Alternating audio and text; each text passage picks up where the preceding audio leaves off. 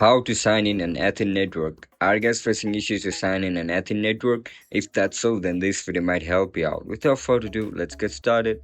First of all, open Athene network on a mobile device. Once you open the app, you'll be provided with multiple options over here. Now select the platform that you use to log in into your account. In order to sign in, you need to create an account. If you don't know how to create an account, then make sure to check out our guide on how to register an account on Athene network.